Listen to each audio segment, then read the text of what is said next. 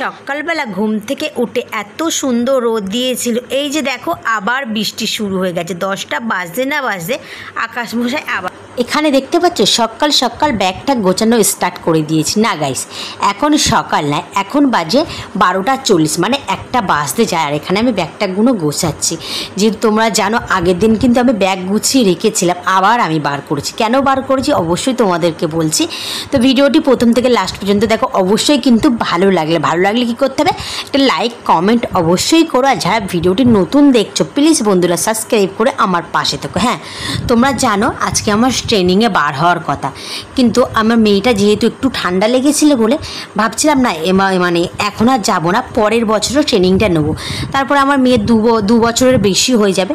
আমি আমাদের ওপর মহলে আমি জানিয়েও দিয়েছিলাম, বাট আমি যাব না। কিন্তু সকালবেলা ঘুম থেকে উঠে, যেমন রেগুলার ঘুম থেকে আমি উঠে সংসারে যেটুকু টুকটাক কাজ থাকে মেয়েদের সেটুকুই আমার করা হয়ে গেছে, রান্না টান্না করা হয়ে গেছে। হঠাৎ বাবা 11:30টার সময় বলছে আমার ট্রেনিংয়ে যেতে। তো বাবা বলছে মেয়েটাকে আমি রাখবো, তো চিন্তা করতে হবে না, তুই যা। আবার কবে পড়বে, কাদের সাথে পড়বে, ওই জন্য তুই যা। তো আমার যাওয়ার ইচ্ছা ছিল না, ওই জন্য ব্যাগটাগুলো গুছিয়ে নিয়েছি।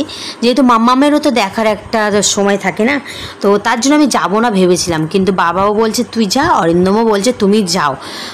যেহেতু মাম্মামকে আমি রাখবো কোনে, যেহেতু ছোট যখন ছিল তখনই তুমি ট্রেনিং করে এসছো, আর এখন তুমি যেতে পারবে না, তুমি গুছিয়ে নাও। আবার আমি দেখতে পাচ্ছি গোছানো স্টার্ট করে দিয়েছি। যেহেতু আমি সেই আগের দিন গুছিয়ে রেখেছিলাম, সব আবার ব্যাগ থেকে বার করে আলমারির মধ্যে তুলে রেখেছিলাম। তো চলো ড্রেস টেস্ট করে এসে আবার তোমাদের সাথে কথা বলছি। তো এখানে দেখতে পাচ্ছি আমি রেডি হয়ে গেছি, আর এতটাই খারাপ লাগছে গাইস, তোমাদের আমি কি বলবো। এই প্রথম মাম্মামকে ছেড়ে আমি একটা সপ্তাহ বাইরে আমাকে কাটাতে হবে, এতটা কষ্ট হচ্ছে তোমাদেরকে বলে আমি বোঝাতে পারবো না। মাম্মামকে খাইয়ে দিয়েছি, খাইয়ে ওকে ঘুম পাড়িয়েছি। যেহেতু ঘুম না পাড়ালেও কান্নাকাটি একটু করবে। আর এখন জানো তো এখনও একটু বুঝতে শিখেছে যে আমি কোনো নতুন জামা কাপড় পরলে আমার মাম্মাম ঠিক বুঝতে পারে যে মাম্মাম বাড়িতে থাকবেন। তো তার জন্য মাম্মামকে খাইয়ে দিয়েছি, খাইয়ে ওকে ঘুম পাড়িয়ে দিয়েছি। আর 4:40-এর ট্রেনটা আমি ধরবো, জানি না কখন পৌঁছাতে পারবো না পারবো। যেহেতু নতুন একটা দেশে যাচ্ছি, নতুন একটা শহরে যাচ্ছি, জানি না কেমন মানুষজন ওখানে আছে। আর এই যে বলতে বলতে দেখো বাসে উঠে গেছে, আর অরিন্দমও আমার সাথে যাচ্ছে। যেহেতু আমি তো চিনি না, অরিন্দম আমাকে দিয়ে আসবে, দিয়ে চলে আসবে।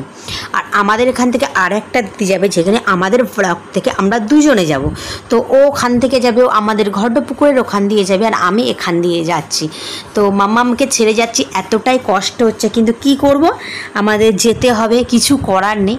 এমন একটা কাজে ঢুকেছি, এমন একটা কি, এটা বোধহয় যারা কাজ করে, বাইরে কাজ করে এবং যারা চাকরি করে তাদের ক্ষেত্রে এটাই হয়। ছোট্ট ছোট্ট বাচ্চাদেরকে রেখে তারা কাজ করতে যেতে হয়, কিছু করার থাকে না তখনই।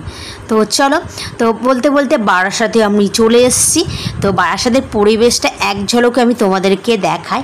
তো অবশ্যই এখানে আমি একটা সপ্তাহ থাকবো, একটা সপ্তাহে কি কি হয় না হয় অবশ্যই তোমাদের সাথে আমি শেয়ার করবো। আর দেখো পরিবেশটা জাস্ট মারাত্মক, চারিদিকে সবুজ আর সবুজ। তো এখনও সইটই কিছুই করা হয়নি, ডাইরেক্ট রুমে চলে এসেছি। তো কোন রুমে আছি, কেমন আছি না আছি সব কিছু তোমাদেরকে